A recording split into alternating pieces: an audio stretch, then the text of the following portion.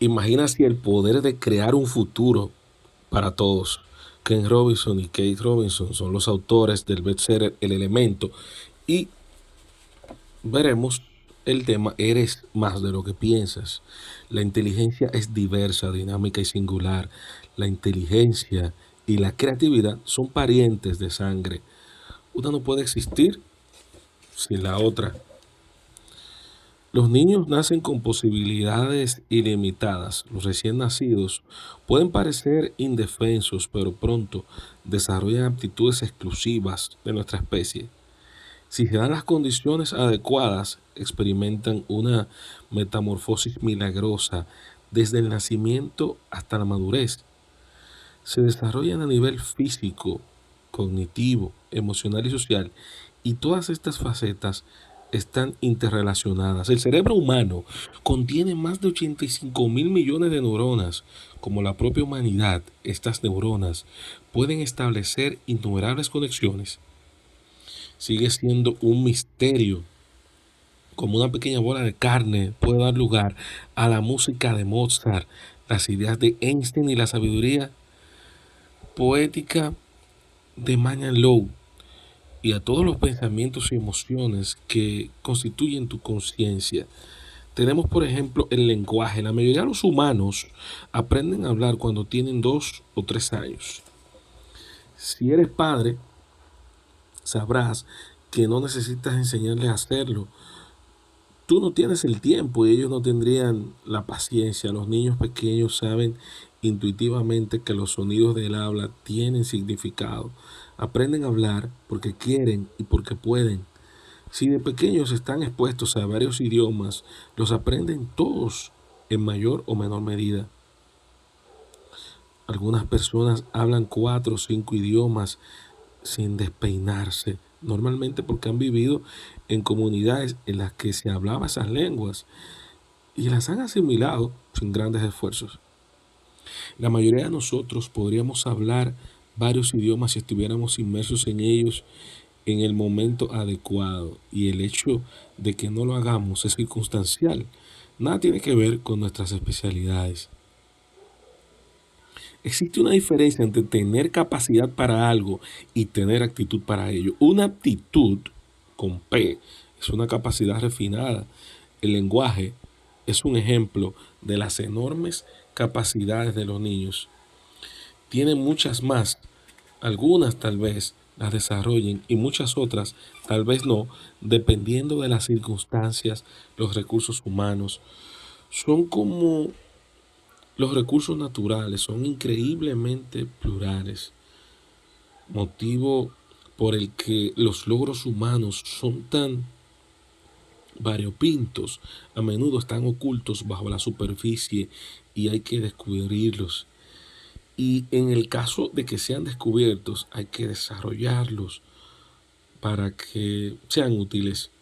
Acostumbrados a subestimar las capacidades naturales de nuestros hijos, de hecho, subestimamos o damos por sentadas muchas cosas, por ejemplo, sentidos. ¿Cuántos tenemos? La mayoría de las personas sanas dirían que 5: oído, vista, tacto, gusto y olfato. Pero lo cierto es que hay al menos 9, entre ellos el sentido de la temperatura. Eso es la termocepción, el dolor, nocicepción, el equilibrio, equilibrocepción y orientación espacial, que es la proicepción. No son unos sentidos escogidos que solo unas pocas personas tienen. Todos dependemos de ellos en nuestro día a día. ¿Por qué pensamos que tenemos 5 y nos cuesta identificar más?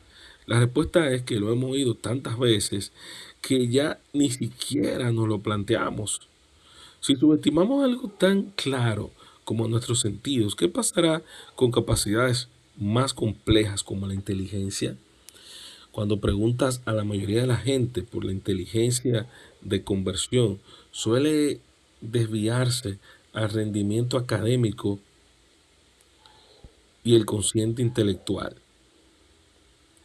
Rendimiento académico se usa a menudo como sinónimo de inteligencia Y aunque es un ejemplo destacado de inteligencia, no es ni menos ni el único. El trabajo académico es una forma de análisis que puede aplicarse a cualquier cosa. El concepto hace referencia a un tipo de trabajo intelectual de carácter teórico o oculto en lugar de práctico o aplicado en general. El trabajo académico se centra en tres áreas: el conocimiento proposicional, datos sobre un caso concreto. Por ejemplo, George Washington fue presidente de Estados Unidos de 1789 a 1797.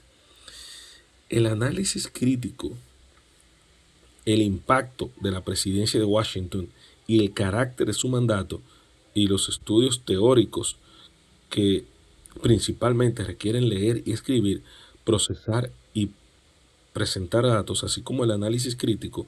En realidad no existen temas académicos, solo formas académicas de analizar cosas. La cuestión no es qué se estudia, sino cómo se estudia. Puedes adoptar un enfoque académico sobre cualquier disciplina. Estudiar danza sin mover el cuerpo, dominar los conceptos del arte sin crear ninguna obra, o entender de química sin tocar un tubo de ensayo ni una bata de laboratorio.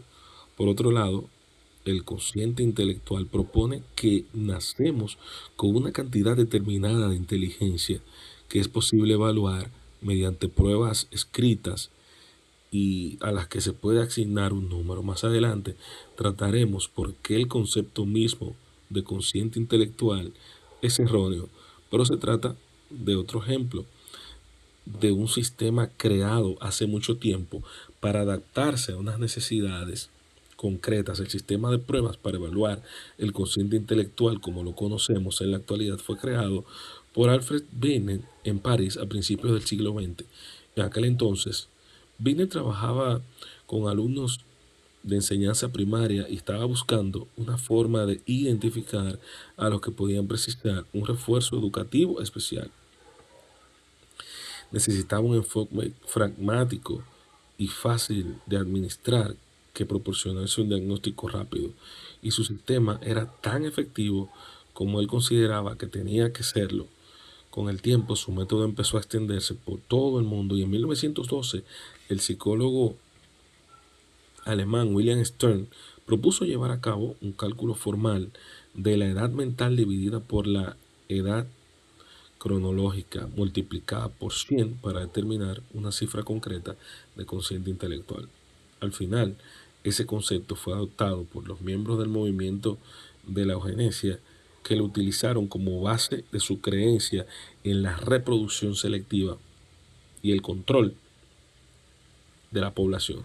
Ellos alegaban que se podía usar el consciente intelectual para identificar a personas con poca inteligencia e impedirles se reprodujeran.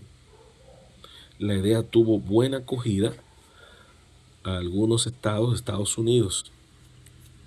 Legalizaron entonces la esterilización de personas consideradas de escasa inteligencia, y la eugenesia se convirtió en una táctica clave de la solución final de los nazis. Al igual que Gutenberg con su imprenta y Hobbes en el iPhone, Binet no podía prever las consecuencias que tendría el test para calcular el consciente intelectual. Desde luego, nunca imaginó que un siglo más tarde sería sinónimo de la propia inteligencia. Y es que, aunque el consciente intelectual puede decirnos algo sobre la inteligencia, no nos lo dice todo. En muchos casos no nos dice gran cosa. La inteligencia es mucho más rica, es diversa, dinámica y singular. Diversa es porque la inteligencia es un concepto eminentemente cultural. Distintas culturas valoran distintos aspectos de la inteligencia por encima de otros. No existe una definición de inteligencia aceptada universalmente, y no es porque no se haya intentado. Al contrario, los psicólogos han dedicado al tema una cantidad de tiempo incalculable. El motivo es que la inteligencia adopta múltiples formas, y en cada persona se acompañan de diferentes virtudes y flaquezas. Fíjate en la maravillosa variedad de destrezas e ideas que impulsan los logros de todos los campos de la actividad humana y las innumerables formas en que estas interacciones, esas formas de inteligencia, van mucho más allá de los acertijos del típico test para evaluar el consciente intelectual. La inteligencia incluye la capacidad de formular y expresar nuestros pensamientos con coherencia. Existen muchas maneras de conseguirlo, a través del habla, la escritura, la música, el baile, los números, las presentaciones, el dibujo. Y todos recurrimos a varias de ellas, sino a todas en distintas combinaciones en un momento u otro. Los artistas plásticos dedican la mayoría de su tiempo a formar ideas visuales que luego traducen en una forma física, pero eso no quiere decir que no puedan articular frases coherentes.